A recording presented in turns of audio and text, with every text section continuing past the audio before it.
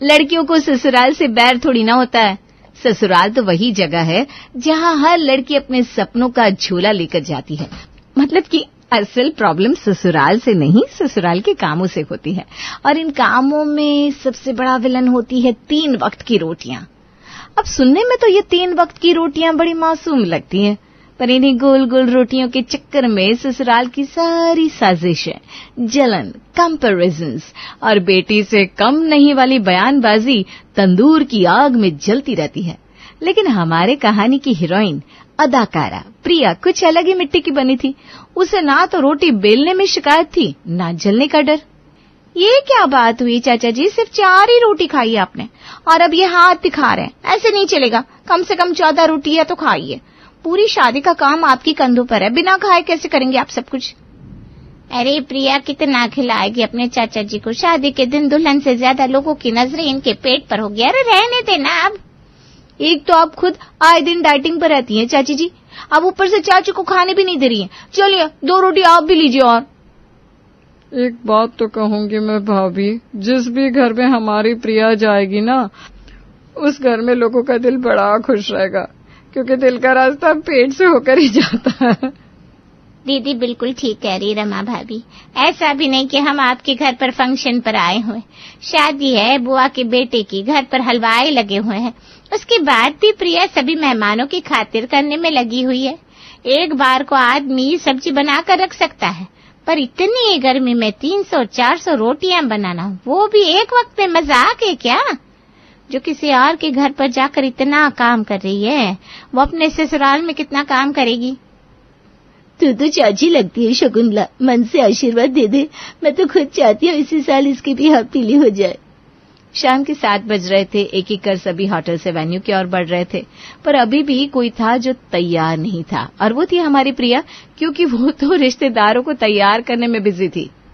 हे भगवान, अभी तक इस लड़की ने बाल नहीं बनाए, और ये कपड़े कब पहनेगी तू? जब बहू घर आ जाएगी तब? हो गई हो ना तैयार मम्मी, तुम भी ना बेकार की टेंशन लेती हो। 2 मिनट लगेंगे मुझे बस। फिर 2 मिनट? अरे भी आराम से आधा घंटा 45 मिनट का वक्त ले और अच्छे से तैयार होकर पहुंच। शादी में इतने लोग आने वाले हैं, किसी की नजर तुझ पर पड़ी तो अच्छी लगनी चाहिए तू। और फटाफट तैयार होकर प्रिया भी अपने कजिन की वेडिंग पर पहुंचती है, जहां मनोरमा की नजर उस पर पड़ जाती है। ये लड़की किस तरफ की हो सकती है बेटा? देखने में तो लड़के की करीबी रिश्तेदार लग रही है, जरा पता तो करना है ना। जी होने वाली मम्मी जी, पर मम्मी जी आपको किसी लड़की के बारे में पता क्यों करना है? अरे बेटा देख, तेरा रिश्ता तो सुमित से पक्का हो चुका है। 2 महीने बाद तू मेरी बहू बनने वाली है। दोनों भाइयों में मुश्किल से साल भर का फर्क है। अगर ऐसे में प्रेम के लिए भी कोई लड़की जच जाए तो दोनों भाइयों की शादी एक ही मंडप पे कर दूंगी। चैन नहीं है होने वाली मम्मी जी को भी। अभी तक तो मैं सही से बहू तक नहीं बनी, और इन्होंने मुझे सीधा जेठानी बनाने की सोच ली। नैना प्रिया के करीब जाती है और उसकी हरकतें एक एक करके ऑब्जर्व करना शुरू करती है। लड़की तो ये ठीक ही लग रही है, जब से आई हूं तब से कोई ना कोई काम ही कर रही है। होने वाली मम्मी जी के मन में देवरानी लाने की इच्छा तो जाग ही चुकी है। आज नहीं तो कल कोई ना कोई लड़की लाकर मेरे सामने खड़ी कर ही देंगी। कोई निकम्मी आए, उससे बेटर क्यों ना मैं अपने ससुराल में एक कामकाजी देवरानी ही ले जाऊं। ये सही रहेगा। नैना और सुमित मिलकर प्रिया के बारे में सब पता कर लेते हैं और सब कुछ पॉजिटिव निकलता है। देख ले प्रेम, और तू अपनी माँ को शादी में जाने से मना कर रहा था। आज अगर तेरी माँ शादी में नहीं गई होती तो तेरे लिए लड़की मिलती क्या? मैं तो इसे भी कह रही थी चलने को, पर ये गया नहीं। अगर ये भी गया होता तो प्रिया से सामने ही मिल लेता। अरे मम्मी, तुम लोगों ने लड़की देख ली और हो गया क्या? ऐसे नहीं होता। अब हमें क्या पता वो लड़की कौन थी? जिस लड़की की शादी में हम गए थे ना, उसके मामी सास का परिवार है। सब पता कर लिया है तेरी होने वाली भाभी ने। अब बता, एड्रेस पता करने में देरी होगी क्या? मैंने तो सोच लिया है 2 महीने के अंदर अंदर सुमित के साथ ही तेरे भी फेरे करवा दूंगी। बस फिर क्या था। मनोरमा अपने परिवार के साथ प्रिया को देखने उसके घर पहुंच जाती है, जहां मोहल्ले वालों से लेकर आया गया हर तीसरा आदमी प्रिया की तारीफों के पुल बांध रहा था। यूं तो चाचियां भतीजियों के रिश्तों को तोड़वाने के लिए मशहूर है भाभी जी, और प्रिया के विदा होने से मेरा नुकसान भी बहुत होगा, क्योंकि हमारे घर की सारी रोटियां हमारी लड़की ही बनाती है। पर अपने फायदे के लिए मैं प्रिया के भविष्य के साथ तो नहीं खेल सकती। इतना कुछ किया है प्रिया बिटिया ने हमारे लिए कि अपना फायदा किनारे करके मैं तो ये कहूंगी, अगर आप हमारी बेटी को अपने घर ले गई फिर तो आपके दिन पलट ही जाएंगे। बस फिर अपनी सास को बिस्तर से पलटकर जमीन पर ना गिराए बहू, बाकी हम सब सहने के लिए तैयार है। क्यों मनोरमा जी? और बस इसी बात पर रिश्ता पक्का हो जाता है और एक ही मंडप पर सुमित की शादी नैना से और प्रेम की शादी प्रिया से हो जाती है और बहू बनकर नैना और प्रिया मनोरमा के घर आ जाती है शादी की दूसरी सुबह। इसके पहले कि मम्मी जी मेरे कमरे में आके जेठानी वाली सारी जिम्मेदारियां मेरे सर पर रख दे, उससे पहले मैं ही प्रिया के कमरे में जाकर उसे देवरानी होने का एहसास दिला देती हूँ। वैसे भी उसके परिवार वालों ने कहा था बड़ी कौम कौजी है प्रिया। नैना प्रिया के कमरे में उसे ढूंढने जाती है पर प्रिया वहां होती नहीं। वो तो पहले ही रसोई में आटा गूंदने की तैयारी कर रही थी। बड़ी लेट कर दी रसोई में आने में प्रिया तुमने। मैं तो सुबह 4 बजे से ही उठकर 2 बार रसोई के चक्कर लगा चुकी हूँ कि कब तुम उठोगी, कब मेरे साथ रसोई में आओगी। ओह सॉरी भाभी, पर मैंने ना रात को ही मम्मी जी से इस बारे में पूछा था। हमारे यहाँ नाश्ता सभी 11 बजे करते हैं ना, तो उस हिसाब से मैं ठीक 10 बजे किचन में आ गई। बताओ ये क्या बात हुई? मतलब रसोई में सिर्फ खाना बनाने के लिए आया जाता है क्या? रसोई तो अन्नपूर्णा होती है प्रिया। छोड़ो, तुम नहीं समझोगी। नहीं हो ना, वक्त लगेगा। नैना फटाफट आलू काट कर आलू की सब्जी तैयार करके ढक देती है। बहुत धीरे काम करती हो तुम प्रिया, सच में। धीरे धीरे स्पीड बढ़ाओ यार। अच्छा, जब तक तुम ये रोटी का काम कर रही हो तब तक मैं कमरे में चली जाती हूँ। और हाँ, स्लैब क्लीन कर देना। नैना बड़ी होशियारी से कमरे में चली जाती है और जैसे ही प्रिया रोटियों का काम पूरा करती है, नैना डाइनिंग टेबल पर प्लेट लगाना शुरू कर देती है। प्रेम, सुमित जी, पापा जी, मम्मी जी, नाश्ता तैयार हो गया है, बाहर आ जाइए। मैंने 11 बजे बोला था और ठीक 11 बजे बहू ने आवाज लगा दी। मानना पड़ेगा बहू तुम्हारी टाइमिंग को। पसंद किसकी है पापा? गलत हो ही नहीं सकती। तेरा मतलब है कि तेरी माँ की पसंद खराब है, यानी कि प्रिया बहू अच्छी नहीं है। तभी रसोई से गर्मा गर्म रोटी और सब्जी लेकर प्रिया बाहर आती है। लाओ प्रिया, मैं हूं ना, मैं सभी को खाना परोस देती हूँ। तुम तब तक बाकी काम निपटा लो। अब हम दोनों ही एक दूसरे की मदद नहीं करेंगे तो कौन करेगा? चलो, ये अच्छा काम किया बहू तूने कि खुद ही जेठानी होने की जिम्मेदारी ले ली। अगर तू खुद बड़ापन नहीं लेगी तो कैसे चलेगा? इसी तरह दिन बीत रहे थे और नैना होशियारी से एक सब्जी बनाकर टेबल पर आकर बैठ जाती और बाकी सारी जिम्मेदारी प्रिया के सर पर आ जाती। एक रात प्रिया अपनी जेठानी से कहती है, भाभी आपको डिनर की तैयारी नहीं करनी क्या? शाम को ही सब्जी बनाकर रख दी थी मैंने।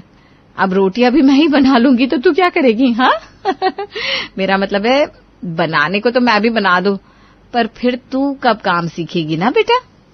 अच्छा। प्रिया किचन में जाती है और सीधा रसोई को साफ करने लगती है। आटे का पैकेट खोलकर आटा निकालती है, फिर आटा गूंथती है। जैसे ही प्रिया रोटी बेलने जाती है, वो देखती है रसोई में तवा तो है ही नहीं। हद कर दी भाभी ने। अगर बर्तन धो ही रही थी तो एक तवा भी धो देती, पर नहीं, उन्हें तो सिर्फ कढ़ाई धोनी थी ताकि सब्जी बन सके। लगता है मेरी दरिया दिली को मेरी कमजोरी समझा जा रहा है।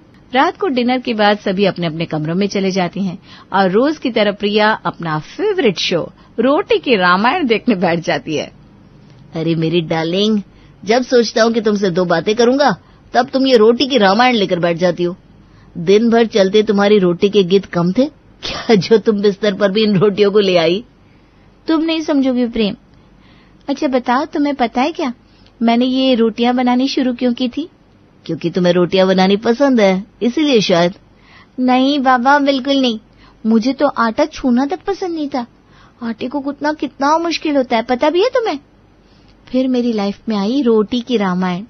इस कहानी को देखकर ऐसा लगा मानो ये मेरी ही कहानी हो। एक ऐसी लड़की जो रसोई करना ही नहीं चाहती, जिसके कारण उसके घर वाले बड़े परेशान रहते थे, और फिर उसने घर का काम संभाला और उसके घर वाले खुश रहने लगे। टीवी पर उस लड़की के परिवार वालों की खुशी देखकर मैंने भी रोटी बनानी शुरू कर दी, और जैसा टीवी में दिखाया था बिल्कुल मेरे परिवार वाले भी मेरे नाम की माला जपने लगे। फिर उस लड़की की शादी हुई। ससुराल में भी सब कुछ ठीक था, पर उसकी जेठानी उसके सीधेपन का फायदा उठाने लगी, जैसा कि मेरे साथ हो रहा है। और आज के एपिसोड में देवरानी ने जेठानी को ठीक करने की ठानी है। मतलब कि कल से इस घर में कोई नया एपिसोड शुरू होने वाला है। कहीं तुम मायके जाकर तो नहीं बैठ जाओगी ना? ऐसा मत करना प्रिया, वरना मेरा क्या होगा? अरे ना ना ना, अभी तुम अपनी प्रिया को जानते नहीं हो। और अगली सुबह प्रिया पहले ही रसोई में जाकर सब्जी बना देती है और बाहर टेबल पर आकर बैठ जाती है। नैना जैसे ही किचन में जाती है देखती है कि सब्जी तो बन चुकी है। ये क्या, सब्जी किसने बनाई? कहीं मम्मी जी ने तो नहीं बना दी। चलो ये भी अच्छा है, एक और काम कम हुआ। नैना भी बाहर हॉल में आकर बैठ जाती है। अरे भाभी आप यहाँ? मेरा मतलब है कि रोटियां नहीं बनानी? रोटियां वो तो तुम बनाओगी ना? क्या भाभी आप भी ना, सब्जी का काम कोई कम होता है क्या? रोज रोज सब्जी बनाकर आप थक गई होंगी, इसीलिए आज मैंने बना दी। और हाँ, वैसे मैं ना रोटियां भी बना देती, पर फिर बैठे बैठे आपको वजन बढ़ जाता तो फिर आपको जिम जाकर अच्छी खासी मोटी रकम खर्च करनी पड़ती। प्रिया ठीक ही कह रही है नैना, आज तक हमने तेरे हाथ की रोटियां खाई नहीं है। जा आज रोटियां तू बना ले बेटा। आज तो नैना बुरी फंसती है। हे भगवान, अब आटा गूंथूंगी तो नेल्स खराब हो जाएंगे। क्या करूं? अरे हाँ, याद आया, कल रात को प्रिया ने मेहमानों के लिए आटा गूंथा था, पर वो तो आया ही नहीं। वो आटा जरूर फ्रिज में पड़ा होगा, उसी की रोटियां बना देती हूँ। नैना फौरन फ्रिज से गूंथा हुआ आटा निकालती है और स्लैब पर रखती है, जिस पर पहले से ही सब्जी के छिलके मौजूद थे। हाय, जरा भी सफाई नहीं रख सकती ये लड़की। अगर सब्जियां काटनी थी तो साथ में ये छिलके भी डस्टबिन में डाल देती, पर नहीं। और ये चकला, बेलन और तवा कहाँ है? लगता है महारानी ने सिर्फ कढ़ाई धो ली और सब्जी बना ली। आज तो मैं फंस गई, पर अब नहीं, कल से और सवेरे उठकर सब्जी बनाकर रख दूंगी। आज तो नैना किसी तरह रोटी बनाने का काम कर लेती है। अगली सुबह 7 बजे ही उठकर रसोई में जाकर सब्जी बनाकर फ्री हो जाती है। पर उसे क्या पता था कि अब क्या होने वाला है। जो होने वाला था उसने सपने में भी नहीं सोचा था। सुबह 9 बजे प्रिया अपने सीधे हाथ पर प्लास्टर बांधे कमरे से बाहर आती है। अरे बहू, ये क्या हो गया? तेरे हाथ में पट्टा कम बन गया? वो क्या ना पापा, कल रात को प्रिया बाथरूम में गिर गई थी। इतनी रात गए, वो किसी को डिस्टर्ब नहीं करना चाहती थी, इसलिए मैं और प्रिया डॉक्टर के पास चले गए। पता चला कि उसके हाथ में फ्रैक्चर हो गया और कम से कम 1 महीने का रेस्ट चाहिए उसे। अरे हाँ, कोई बात नहीं, नैना तो है ही, नैना सब संभालेगी। अब रोज रोज रोटियों का काम करना कोई आसान काम तो था नहीं। बस प्रिया की पॉलिटिक्स चल जाती है। बस बहुत हुआ, रोज रोज आटा मैं नहीं गूंथ सकती। एक काम करती हूँ, इंस्टाग्राम पे जो रील्स वायरल है उसी का आइडिया ट्राई करके देखती हूँ। और अपने काम को कम करने के लिए मिक्सचर ग्राइंडर के जार में पानी, आटा और जरा सा तेल मिलाकर नैना मिक्सचर ऑन कर देती है और 2 मिनट में आटा गूंथ जाता है। चलो ये काम तो हो गया, अब जल्दी से रोटियां बेलना शुरू करती हूँ। पर वो कहते हैं ना, 2 रोटियों का काम कहने भर ही 2 रोटियों का होता है, पर इन रोटियों के पीछे जो 10 काम होते हैं ना, वो अब नैना को समझ में आने वाले थे। रोटी बेलकर जैसे ही नैना तवे पर रखती है, हे राम, कटोरी में तो तेल ही नहीं है, निकाल कर लाती हूँ। नैना ऊपर का ड्रॉवर खोलती है और बड़ा सा तेल का डब्बा निकालती है, पर डब्बा तो खाली। हे भगवान, अब नया पैकेट काटो, डब्बे में तेल निकालो, फिर उस तेल के डब्बे से छोटी कटोरी में तेल निकालो। कितना काम पड़ गया मेरा। ऐसे रसोई में प्रिया रहती थी तो रोज चपातियों के लिए घी तेल निकालती रहती थी वो, और वही मैं अपनी सब्जी में भी इस्तेमाल कर लेती, कोई टेंशन ही नहीं थी। पर यहाँ तो हर रोज कभी कुछ खत्म हो जाता है, कभी कुछ। तेल निकालने के बाद नैना सभी के लिए पराठे बनाती है और सभी को सब्जी के साथ सर्व करती है और खुद भी खाने बैठ जाती है। अरे बहू, ये क्या बना दिया तूने? अब पराठे ही तो है पापा जी, प्रिया भी तो आए दिन पराठे बना देती थी। हाँ भाभी, पर मैं पराठों पर सरसों का तेल नहीं लगाती थी। लगता है गलती हो गई, वो बाहर की पैकेजिंग देखकर समझ में नहीं आया और मैंने रिफाइंड ऑयल की जगह सरसों का तेल इस्तेमाल कर लिया। अरे बहू, पैकेट देखकर समझ में नहीं आया तो तेल का रंग देखकर तो समझ में आया होगा। इससे अच्छा तो घी के फुलके ही बना देती बहू, मेरा तो खाने का मन ही खत्म हो गया। थोड़ी सब्जी मिलेगी क्या प्रिया? पराठे तो खा ही नहीं जा रहे, कम से कम सब्जी तो खा लूं। अरे उसे क्या बोल रहा है, बेचारे का हाथ खुद टूटा हुआ है, रुक मैं लाकर देती हूँ। मनोरमा रसोई में जाती है और बिखरी रसोई देखकर और चिढ़ जाती है। चटनी तो आज पीसी नहीं तूने बहू, तो फिर मिक्सचर का जार गंदा कैसे पड़ा है? और तेल के डब्बे में अगर तूने तेल डाला तो नया डब्बा लेना चाहिए ना, पुराने डब्बे में तो पहले ही महक थी, इसीलिए ये सरसों का तेल मिट्टी के तेल की तरह महक दे रहा था। वो मम्मी जी। अब ये वो मत कर, देख किस तरह मक्खियां भी आने लगी है। खाना खाने के बाद सीधा रसोई की सफाई करना। हाँ, अब कहाँ नैना के हलक से एक निवाला भी उतर पाता। किसी तरह थोड़ा बहुत खाकर रसोई में बर्तन घिसते चली जाती हैं। बिल्कुल फ्लॉप आइडिया था ये। जितनी देर से मैं इस जार को साफ कर रही हूँ, उसके आधे से भी आधे वक्त में अपने हाथों से आटा गूंथ लेती। ऊपर से तेल के डब्बे को धोने का ड्रामा अलग हो गया। इसकी चिकनाई तो जा ही नहीं रही। इससे अच्छा इंसान पानी के पराठे बना दे। और इन 3 वक्त की रोटियों से परेशान होकर नैना फिर से दिमाग लगाती है और YouTube पर देखी हुई एक वीडियो के चक्कर में पानी से पराठे बनाने की तैयारी शुरू कर देती है। इससे अच्छा कुछ हो ही नहीं सकता। रोटी को पहले बेलो, फिर पानी में डालो और फिर सीधा तवे पर। ना तेल लगाने का झमेला, ना डब्बे धोने का ड्रामा। गर्मा गर्म पराठों के साथ सब्जी बनाकर नैना सभी को परोसती है। पराठे का एक बाइट लेते ही मनोरमा अपना सर पकड़ लेती है। मतलब कि ये 3 वक्त की रोटियां भी भारी हो गई है बहू तुझ पर। अब क्या हो गया मम्मी जी? इस बार तो मैंने गलत तेल भी इस्तेमाल नहीं किया। गलत तेल क्या भाभी, आपने तो तेल ही इस्तेमाल नहीं किया। कैसे रबर जैसे पराठे हैं और इनमें तो कोई स्वाद भी नहीं है। वैसे तो मैं तुम्हारे बनाए खाने की कभी बुराई नहीं करता नेहा, पर ये पराठा कितना मोटा है। खाते खाते मेरे पेट में दर्द होने लग गया। लगता नहीं कि मैं इसे पचा पाऊंगा। नैना वहीं फूट फूट कर रोने लगती है। जब देखो आप सब मेरी बनाई रोटी में कमी निकालने लगते हैं। ऐसा तो नहीं है ना मम्मी जी कि मैं पिछले 10 सालों से जेठानी बनी बैठी हूँ। अभी 3 महीने पहले तो पहली बार बहू बनी हूँ। ऊपर से इतना काम मुझसे नहीं होता। ये सुनते ही अपने हाथ पर लगा झूठा प्लास्टर हटाकर प्रिया कहती है, जब खुद नहीं होता भाभी तो दूसरे के काम को छोटा कैसे दिखा देती हैं आप? पहले कुछ दिन मैंने भी बहुत बर्दाश्त किया, पर फिर मैं समझ गई कैसे आप मेरा फायदा उठा रही हैं। इसीलिए हाथ टूटने का मैंने झूठा बहाना किया था। क्या लगता है मनोरमा जी, ये तनाक से कहीं और तो नहीं बढ़ जाएगी? ये रोटी की पॉलिटिक्स है सुमित के पापा, आप नहीं समझेंगे। विशाखा तैयार हो जाओ बिटिया, लड़के वाले आते ही होंगे। हाँ पापा, बस दीदी तैयार हो ही रही हैं, आप फिक्र मत करो, सब रेडी है। बस लड़की वाले विशाखा को पसंद कर ले, फिर मेरी चिंता खत्म हो जाएगी। वरना दिन रात यही टेंशन लगा रहता था कि अगर मुझे भी तुम्हारी मम्मी की तरह कुछ हो गया तो तुम दोनों बहनों का क्या होगा। अपने जीते जी तुम दोनों को पराया कर दो, और क्या चाहिए मुझे। पापा आप ही ना कुछ भी सोच लेते हो, अभी आपको कुछ नहीं होगा। और ऐसे ही शुभ मौके पर बुरा बुरा मत सोचो। इतने में ही मनीषा का परिवार मनीषा और जीतू के साथ वहां आ जाता है। आइए आइए, हम कब से आप ही का इंतजार कर रहे थे। वो ट्रैफिक की वजह से जाम में फंसे थे। पायल बेटा चाय नाश्ता लेकर आओ। पायल चाय नाश्ता लेकर आती है। तब तक शंभू सबका इंट्रोडक्शन करवा देता है। दयानंद जीतू की तरफ इशारा करते हुए कहता है, अच्छा तो ये मनीष का छोटा भाई है। नहीं नहीं, ये मनीष का लंगोटिया यार है। बचपन से ये दोनों साथ रहे, तो आज इसने कहा कि अपने यार के लिए भाभी देखने मैं भी साथ आऊँगा। तब तो बहुत अच्छा है। अच्छा हुआ बेटा जी आप भी आ गए, इसी बहाने मुलाकात तो हो गई। जी अंकल। पायल चाय नाश्ता लगाती है और जीतू पायल को एक नज़र में देखते ही उस पर फिदा हो जाता है और एक टक उसे ही घुरता जाता है। मनीष जीतू की इस हरकत को देख लेता है। ये क्या है जीतू, लगता है मेरे से पहले तेरी शादी की बात करनी होगी। अरे हट साले तू भी ना। बेटा मैंने सब देख लिया है, तेरी नजरें किस जगह पर है। पायल विशाखा को लेकर आओ बेटा। मेरी दोनों बिटियां हीरा है हीरा। ऐसा कोई काम नहीं है जो दोनों में से किसी को आता ना हो। घर तो छोड़िए, बाहर का काम भी संभाल लेती हैं दोनों। पायल विशाखा को लेकर आती है।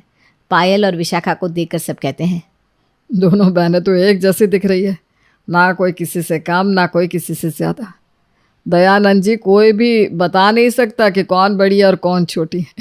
मुझे तो आपकी दोनों बिटियां पसंद है। दोनों बहनों में बस 1 साल का ही अंतर है। दोनों बचपन से ही एक जैसे कपड़े पहनती है, इसलिए दोनों में अंतर समझ में नहीं आता। भाभी तो बहुत सुंदर है दोस्त, सीधा हाँ बोल दे। मनीष इशारे से शंभू को साइड में आने को कहता है।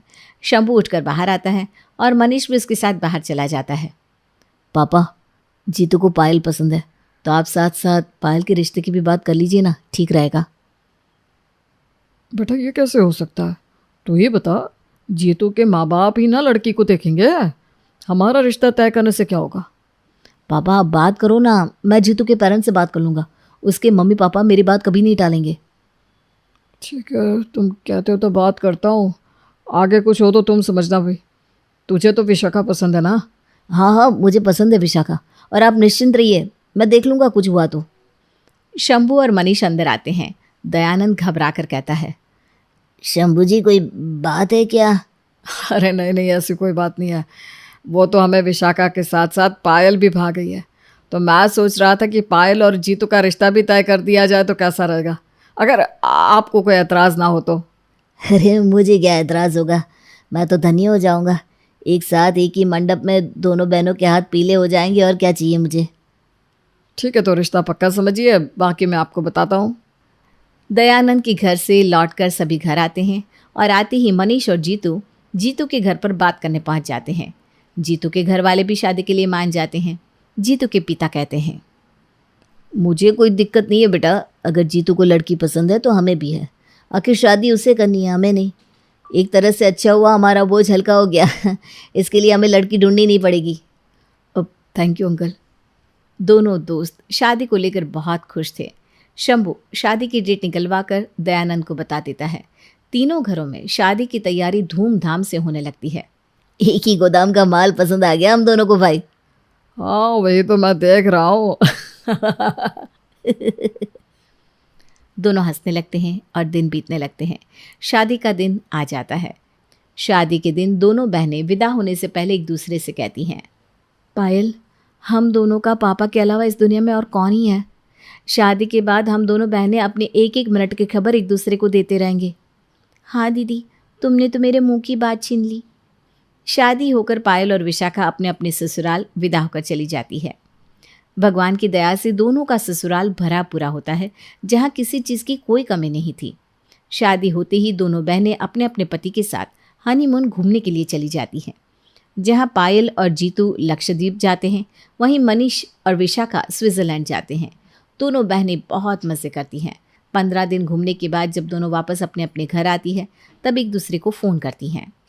पायल, कितने दिन हो गए तुझसे बात किए हुए, तो आज ना मुझसे रहा ही नहीं गया बात किए बिना।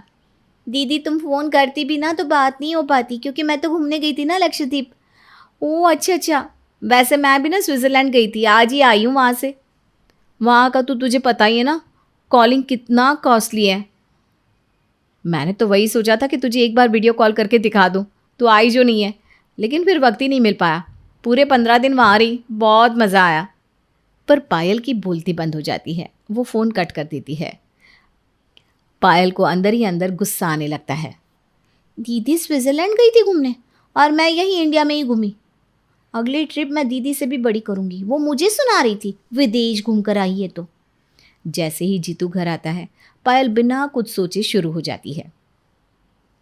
ये टीवी ना हॉल में एक ज़रा अच्छा नहीं लग रहा, घर ढंग का होना चाहिए ताकि 4 लोग आए तो वाह वाह ही करके जाए। हाँ वो तो है, लेकिन पायल ये टीवी नया ही है, अभी शादी के वक्त ही मैंने खरीदा था, एकदम लेटेस्ट मॉडल है। लेटेस्ट नहीं है, कल ही एक टाटा का नया मॉडल आया है, हम वही लेंगे, ये मुझे पसंद नहीं है। अरे फिर इतने महंगे टीवी का क्या करेंगे? क्या करेंगे क्या, इसको पापा के कमरे में लगा दीजिए। ऐसे भी मम्मी जी को रात में हॉल में बैठे रहना पड़ता है, ये कोई अच्छी बात थोड़ी ना है। ठीक है, अब तुम इतना बोल रही हो तो कल चलते हैं, शाम को ले आएंगे। पायल जीतू के गले लग जाती है और कहती है, थैंक यू सोना, लव यू और भी ज़्यादा। पगली हो गया तुम। चलो अब मैं दुकान जाता हूँ, इतने दिनों से वैसे भी दुकान पर नहीं गया मैं। जीतू दुकान चला जाता है और पायल आराम से सो जाती है। उसके मन में तो हलचल लगी हुई थी कि कैसे वो विशाखा को बताए कि वो टीवी ले रही है। पहले टीवी ले लेती हूँ, फिर दीदी को बताऊंगी। अरे बताऊंगी क्या, वीडियो कॉल करके दिखाऊंगी। उधर विशाखा मनीष के साथ बहुत खुश थी। शंभू कहता है, बहू के आने से घर में 4 चांद लग गए। तुम लोग चले गए तो मेरा भी मन नहीं लग रहा था। अब पापा 1 साल कहीं नहीं जाना है, अभी तो बहुत खर्चा हो गया है। तब ठीक है। अगले दिन जीतू और पायल जाकर 3 लाख की टीवी खरीद कर ले आते हैं। टीवी खरीदकर पायल खुद को 7वें आसमान पर समझने लगती है। घर में इतना महंगा टीवी देखकर पार्वती कहती है, जीतू अभी तो तुम लोग घूम फिर कर आए हो, अभी कोई कम खर्चा हुआ है जो तुरंत इतना महंगा टीवी ले आए। घर देख कर चलो भाई, जितनी चादर है उतना ही पैर पसारो, वरना जीना मुश्किल हो जाएगा। मम्मी जी, अब के ज़माने में जितना पैर पसार सको उतना पसारो, चद्दर खुद ब खुद बड़ी हो जाती है। चलो, तुम लोगों को खुद ही समझ में आ जाएगा वक्त के साथ। जीतू टीवी फिट कर देता है और अगले दिन पायल सुबह पहले विशाखा को फ़ोन करके कहती है, दीदी देखो मैंने ये टीवी खरीदी है, कैसी है? टीवी? वही जो नई निकली है, वही वाली क्या? हाँ वही। कैसा लग रहा है बताओ ना। पता है, जो भी टीवी देख रहा है वो तारीफ करके जा रहा है। जीतू के सभी दोस्त तो इनसे टीवी खरीदने के लिए पार्टी मांग रहे हैं। आज रात को घर में पार्टी रखी है, तुम भी आओ ना दीदी। हाँ हाँ, जीतू ने मनीष को तो बोला ही होगा, मैं पक्का आऊँगी। नहीं भी बोला होगा तो मैं बोल रही हूँ ना, तुम शाम को 7 बजे आ जाना, बाकी सब आएंगे लेट से 9 बजे तक। तब तो तुझे सुबह से बहुत काम होगा ना, खाना बनाने में तो बिजी होगी। मुझे तो खाने का कोई काम नहीं होता है, हर चीज़ की काम वाली जो रखी है। दीदी मेरे आने के बाद मैंने भी कुक रख लिया है, अब भला इतना काम मैं कैसे करूँगी? कुक तैयारी कर रही है। चलो ठीक है, तुम शाम में आओ तब बात करेंगे, तब तक मैं अपने कपड़े डिसाइड कर लेती हूँ। ठीक है, तो तैयारी कर ले। इधर दोपहर के समय जब मनीष खाने के लिए घर आता है तब विशाखा उससे कहती है, पायल ने वो नई वाली 3 लाख की टीवी ली है। अरे हाँ, टीवी से याद आया, जीतू ने हमें बुलाया, शाम को पार्टी है नए टीवी की। उन लोगों ने इतना अच्छा टीवी लिया है, और एक हमारे घर में इतना सड़ा पुराने मॉडल का टीवी। मुझे कुछ नहीं पता, मुझे भी वो नया वाला टीवी चाहिए। अरे यार, हमारे घर में टीवी देखता है कौन है, अब तो ज़माना मोबाइल का है। ठीक है, तो मुझे नया मोबाइल फ़ोन ही दिला दो। ठीक है, कल चलकर साथ ले लेना। अब खुश? बहुत खुश। शाम को विशाखा, मनीष जीतू के घर जाते हैं। विशाखा पहली बार जीतू के घर जाती है तो पायल उसे पूरा घर दिखाती है। फिर दोनों बहनें अपनी बातों में लग जाती है। जीतू मनीष से कहता है, चल इन दोनों का छोड़ दे, हम दोनों ने भी काफ़ी टाइम एक साथ नहीं बिताया। हाँ दोस्त। थोड़ी ही देर में जीतू के और दोस्त भी आ जाते हैं और सब आपस में बातें करने लगते हैं। फिर रात को डिनर करके सब अपने अपने घर चले जाते हैं। अगले दिन विशाखा सुबह पहले ही मनीष के पीछे पड़ जाती है और कहती है, मनीष अभी चलते हैं मोबाइल लेने। अरे अभी मैं दुकान जा रहा हूँ। लगता है रात को भी तुम मोबाइल का ही सपना देख रही थी जो सुबह होते ही शुरू हो गई। अरे मुझे मन कर रहा है, लेना है ना मुझे, अभी ले दो ना। अभी देखो, अभी मुझे दुकान पर ज़रूरी काम है, शाम को जल्दी आता हूँ, तुम तैयार रहना। मनीष की दुकान जाने के बाद विशाखा का दिन निकालना भारी हो जाता है। जैसे तैसे विशाखा दिन निकालती है। शाम को मनीष जैसे ही घर आता है, विशाखा उसे 1 मिनट भी बैठने नहीं देती। अरे यार, अभी तो घर आया हूँ, चाय तो पीने दो। वो तो तुम आने के बाद भी पी सकते हो ना, अभी चलो तुम। दोनों जाकर मोबाइल लेते हैं। नया मोबाइल लेकर विशाखा सबसे पहले पायल को ही कॉल लगाती है। पायल देख तो, वीडियो कॉल की क्लैरिटी कैसी आ रही है? हाँ बहुत साफ दिख रहा है। क्या हुआ तेरे फ़ोन को? अरे हुआ कुछ नहीं है, मैंने नया फ़ोन लिया है, आईफोन का लेटेस्ट मॉडल। ओह वाह दीदी, मेरा भी मन था वही लेने का।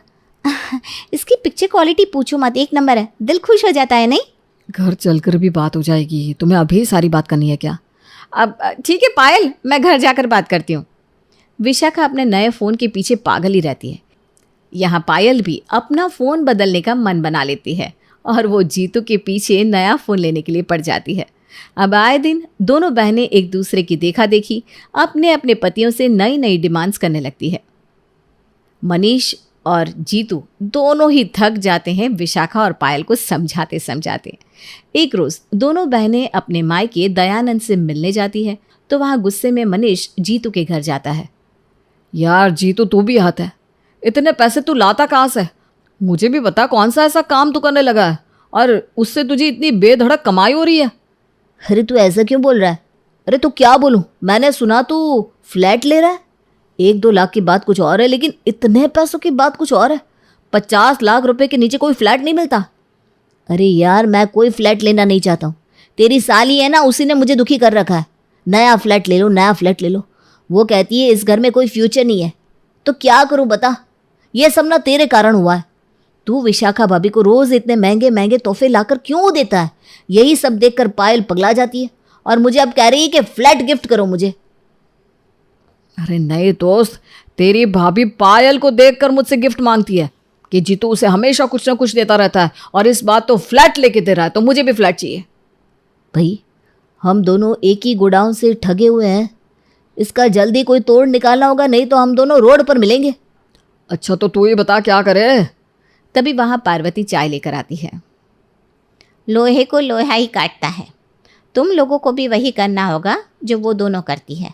दोनों बहनें दिन भर एक दूसरे से लगी रहती हैं, एक एक बात बताती है, फोन तो जैसे कान से ही चिपक गया हो।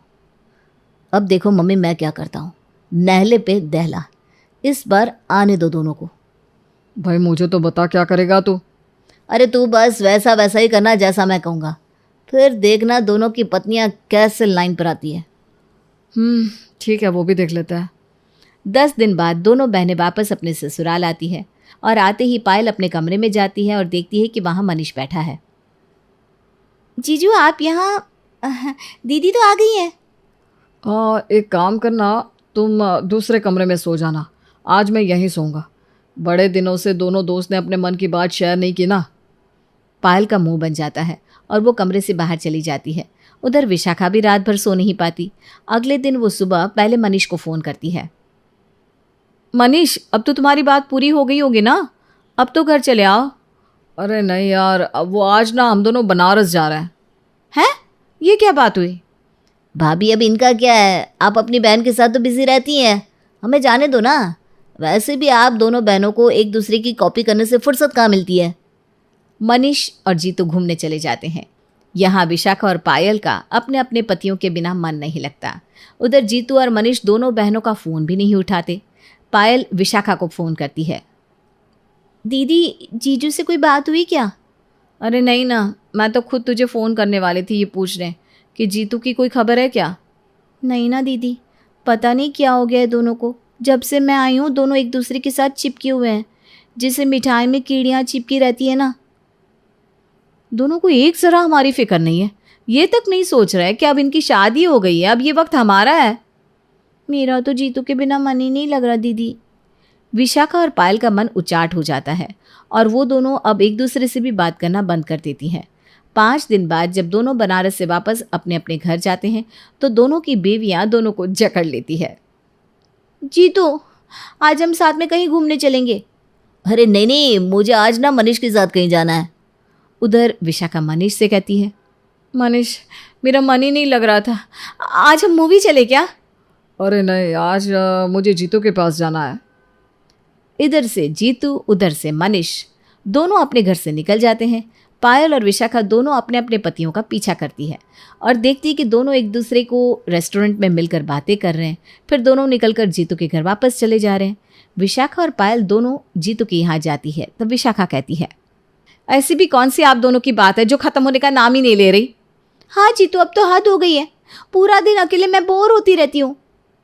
जीतू और मनीष एक दूसरे का मुंह देखने लगते हैं। क्यों, क्या हुआ? जब तुम दोनों बहनें एक दूसरे से चिपकी दिन भर बातें कर सकती हो तो ये दोनों क्यों नहीं? तब तुम्हें समझ में नहीं आ रहा था कि तुम दोनों शादीशुदा हो। अब इन दोनों के साथ रहने से तुम्हें लग रहा है कि तुम्हें प्राइवेसी चाहिए। शादी के बाद सबसे पहले अपना घर होता है। दोनों बहनें जब देखो एक दूसरे की कॉपी करके इन दोनों का जीना हराम करके रखी थी। तब तुम दोनों को अपने पतियों की चिंता नहीं हो रही थी।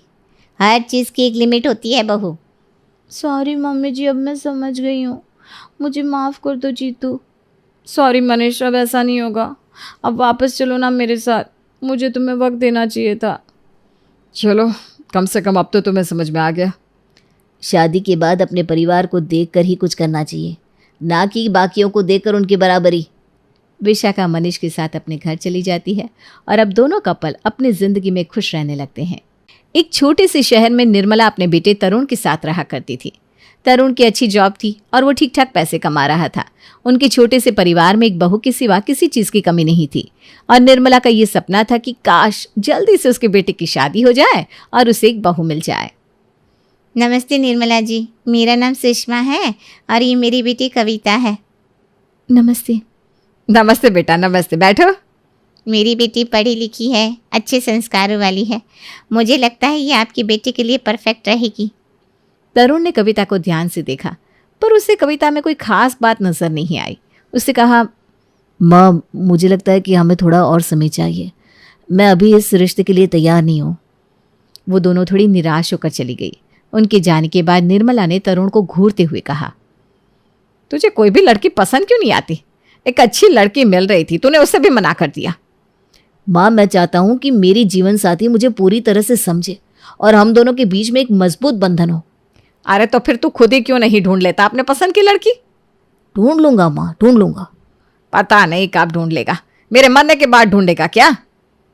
अरे माँ कितना मेलोड्रामा करती हो तुम, हाँ?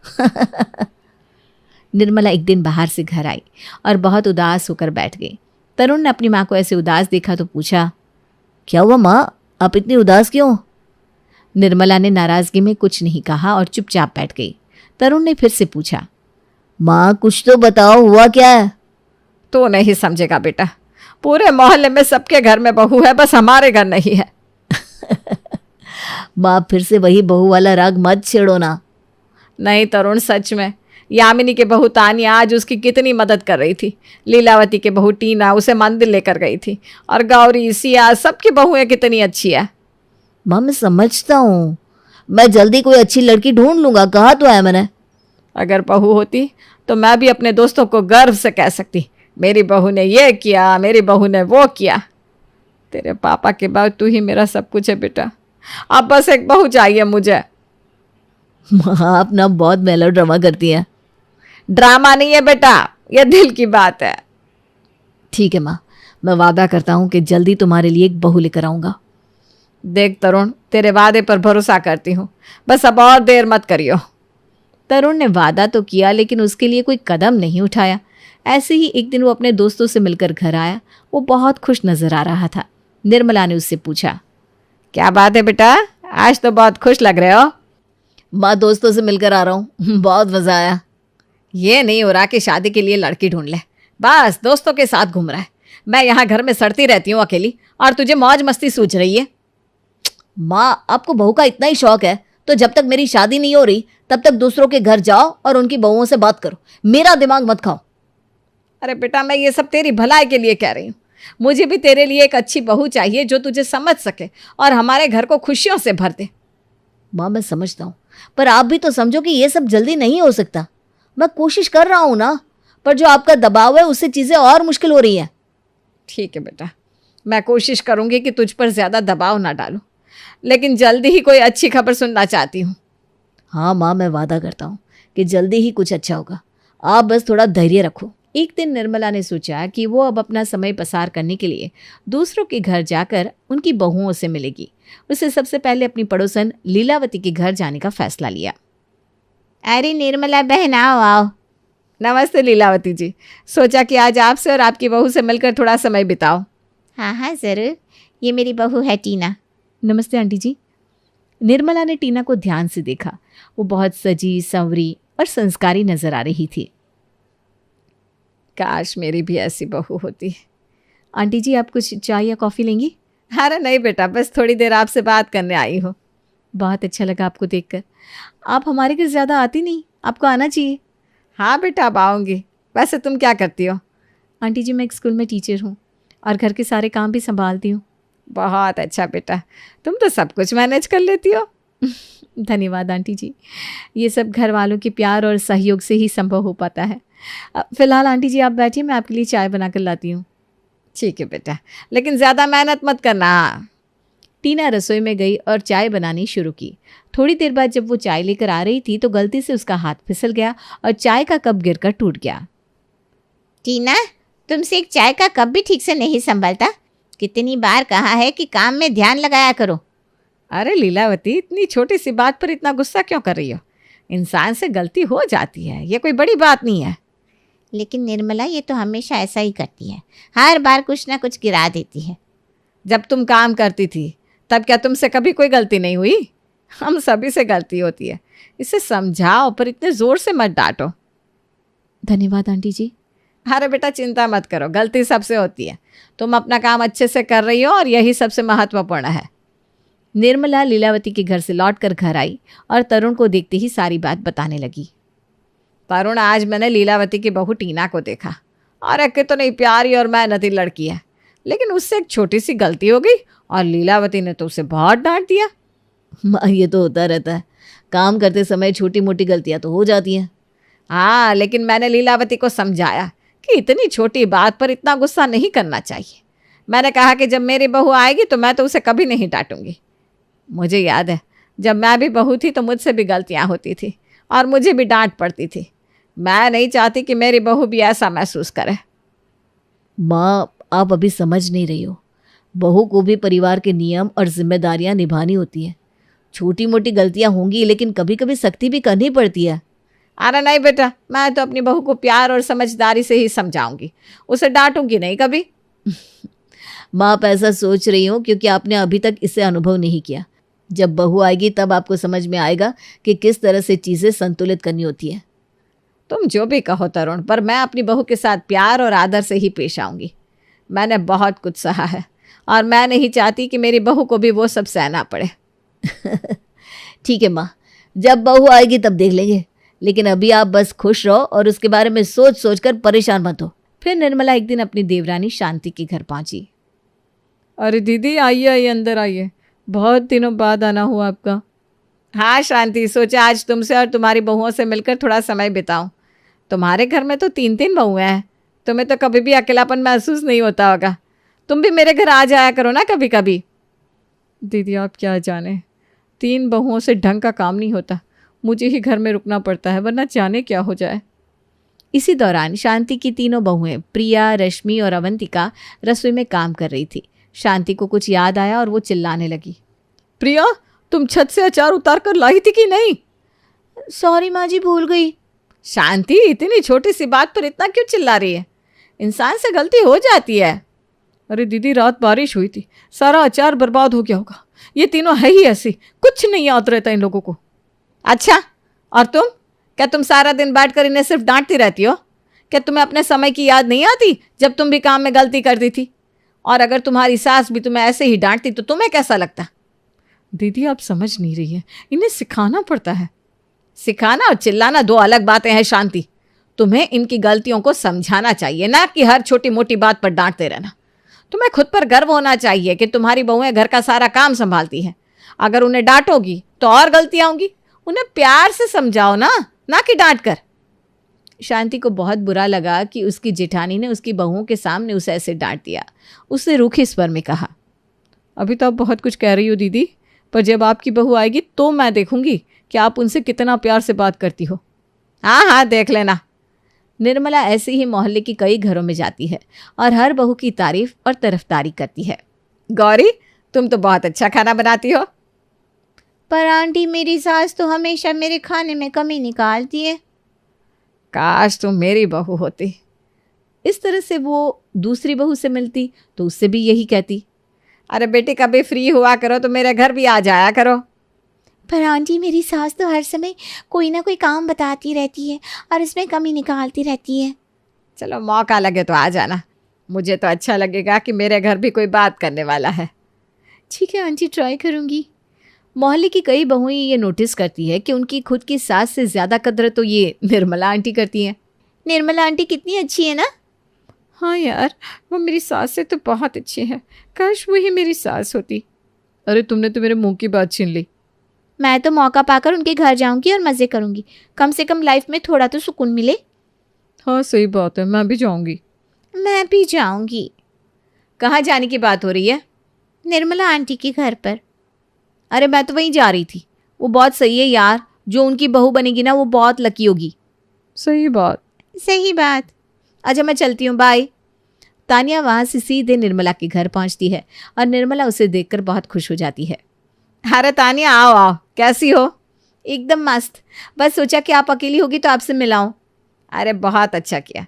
मैं तो दिन भर बोर होती रहती हूँ। मेरा बेटा तो मुझे बहू ला कर दे नहीं रहा। ओहो मम्मी, आप फिर से शुरू ना हो जाओ ना प्लीज। अच्छा नहीं कह रही कुछ भी। तू बाहर जा रहा था ना, जा। Bye bye. तुम बताओ तानिया, क्या खाओगी? अरे आप बताइए क्या खाएंगी आप, मैं आपको बनाकर खिलाती हूँ। अरे नहीं बेटा, तुम आराम से बैठो। तानिया फॉर्मेलिटी के लिए काम करने को तो कहती है, पर निर्मला के जोर देने पर आराम से बैठ जाती है। उसे तो बहुत मजा आ रहा था कि वो आराम से बैठी है और निर्मला सारा काम कर रही है।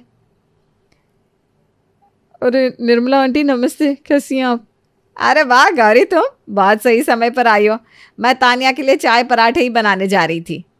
अरे आप क्यों बना रही हो? लाओ मैं बना देती हूँ। अरे नहीं, तुम दोनों बैठो, बातें करो, मैं बना कर लाती हूँ। निर्मला ये सोचती है कि आखिरकार उसके घर कोई तो आया और वो सब बोर तो नहीं होगी ना। कुछ पल के लिए उसे भी बहुओं का सुख मिलेगा। लेकिन गौरी और तानिया तो सिर्फ मजे करने आई थी। गौरी, तुम भी मेरे पीछे पीछे चली आई। हाँ तो क्यों ना आती, निर्मला आंटी ने मुझसे भी कहा था आने को। अरे उन्होंने तो मोहल्ले की सारी बहुओं से कहा है। सबसे कहा है तो सब आएंगी। लो भाई, पराठे चाय तैयार है, खाओ और बताओ कैसे हैं। बेटर आंटी, आपके हाथ में तो जादू है।